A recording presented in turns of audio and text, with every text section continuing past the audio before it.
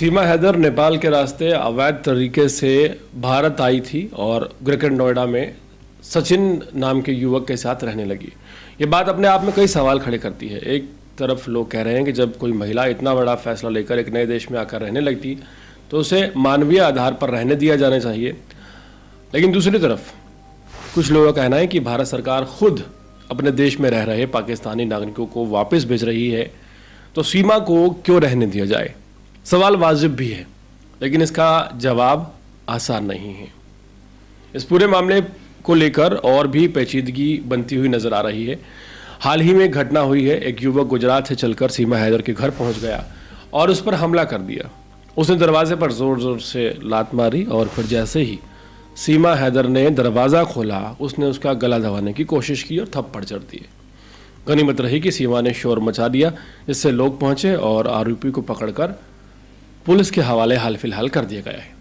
अब पुलिस ये कह रही है कि युवक मानसिक रूप से अस्वस्थ है और उसका मानना है कि सीमा और सचिन ने उसके ऊपर काला जादू कर दिया है। घटना समझ में नहीं आती। इस घटना से कई बातें सामने आती हैं। सबसे पहली बात यह कि सीमा हैदर जैसे संवेदनशील मामले पर जहाँ पहले से बहुत विवाद है, पुख्ता सुरक्षा का इंतज़ाम होना चाहिए या नहीं होना चाहिए।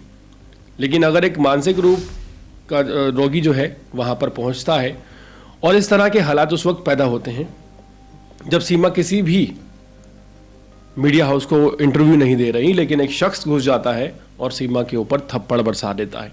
सवाल ये खड़े होते हैं कि क्या ये सुरक्षा पाने का नया हथकंडा सीमा हैदर का है। दूसरी बात यह है कि हमारे समाज में मानसिक बीमारियों को अभी भी गंभीरता से लिया नहीं जाता। अगर मानसिक रूप से एक शख्स बीमार था तो सीमा हैदर तक गुजरात से कैसे पहुंच गया, ये एक बड़ा सवाल है। सीमा हैदर जिसके ऊपर तलवार लटकी हुई है कि वो कभी भी भारत से निकाली जा सकती है, क्योंकि वो अवैध रूप से भारत में रह रही है। जहां हाल ही में मुनीर अहमद जो कि एक सीआरपीएफ जवान है, उनके ऊपर सीआरपीएफ ने ही कार्रवाई की है और उन्हें बर्खास्त कर दिया है, क्योंकि वो एक महिला के साथ लीगल शादी करने के बावजूद इंडिया में रह रहे थे। 22 अप्रैल को वीज़ा ख़त्म हो गया था। सीमा हैदर का मामला समाज और राजनीतिक दोनों को बांट रहा है। लोग इसे सच्चे प्यार की जीत भी बताते हैं और कुछ लोग इसे राष्ट्रीय सुरक्षा के साथ खिलवाड़ भी बताते हैं।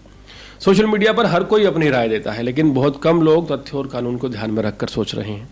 सवाल यह है कि जब एक सीआरपीएफ जवान पर कार्रवाई हो सकती है, क्योंकि उसकी जो लीगल वाइफ है उसका वीज़ा 22 अप्रैल को ख़त्म हो गया था, तो सीमा गुलाम हैदर के पास आखिर कौन सा वीज़ा था जिसके बल पर सीमा हैदर भारत में इलीगल तरीके से रह रही थी। वहाँ वो प्रेग्नेंट होती है, एक बेटी को जन्म देती है और सबसे बड़ा सवाल यह है कि भारत के पत्रकारों से बदतमीजी करती है।